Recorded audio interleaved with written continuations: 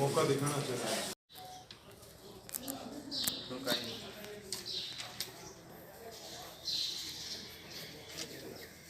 IG का देता हूँ दोनों को मेरा दोनों को जैसे वो डायरेक्ट अभी ना क्या हम खानी हॉस्टल मस्जिद लेंगे चलो बोलो बस मुख्यमंत्री किसमें कितने बड़े तो वो जिसने प्लॉट काटी है फ्रॉड व्यक्ति है वक्त बोर्ड के इंट्रोजर है इसलिए घुमा दीजिए कोई सिंह नहीं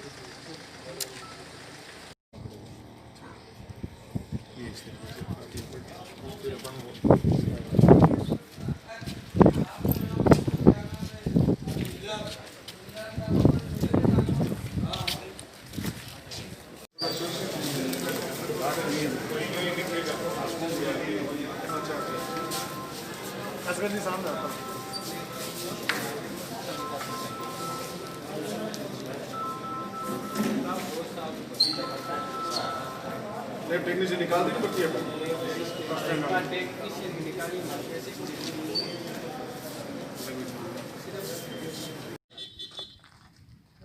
पहाड़ क्षेत्र में आती है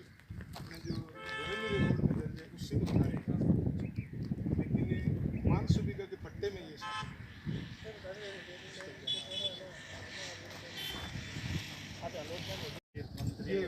ये जमीन अपनी है हाँ दरगाह की है उसके खिलाफ मुकदमा दर्ज कराओ आप हमसे परमिशन लो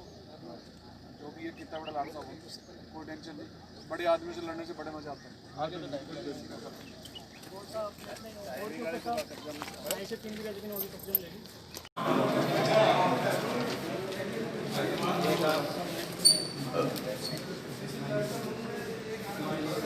सारी मदद करा वही हो जाए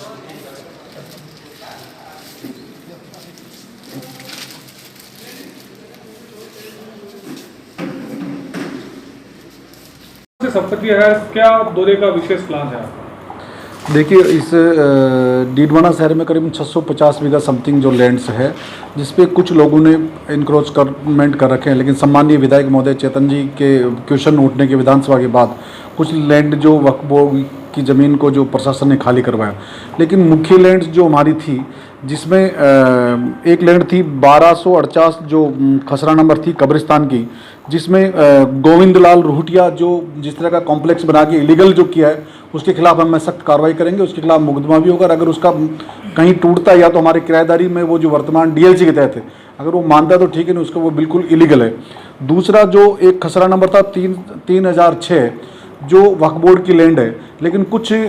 भूमाफियाओं के द्वारा 3004 के नाम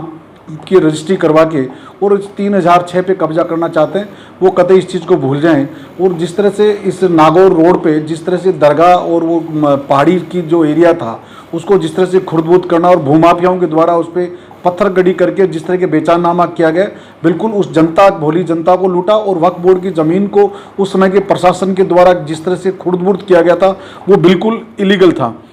एक हमारी लैंड थी खसरा नंबर जो 42 और 43 थी जिसको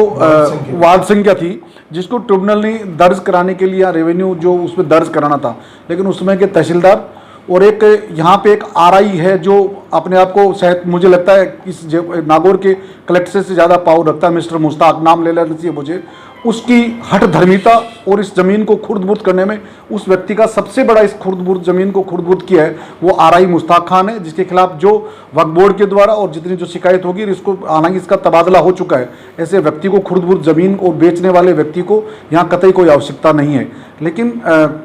कब्रिस्तान जो बस स्टैंड के आसपास भी कुछ लैंड्स है कुछ अलग अलग जो एरियाज में जो छोटे मोटी जो दरगाह और कब्रिस्तान या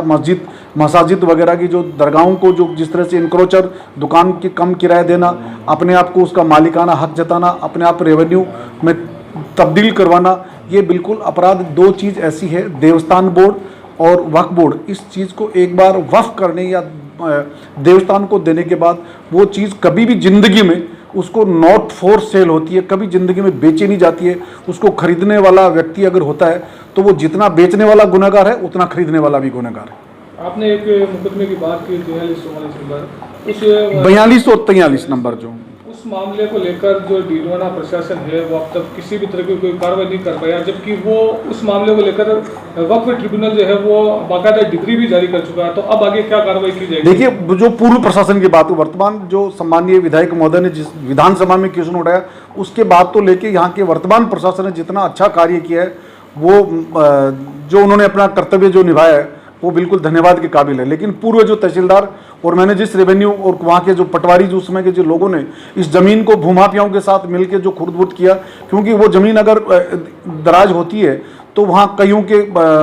जो बेचारनामे किए हैं वो बिल्कुल खुलेंगे। जिस तरह से आपने देखा होगा, चाहे झुंझुनू, भीलवाड़ा, जयपुर, नागौर,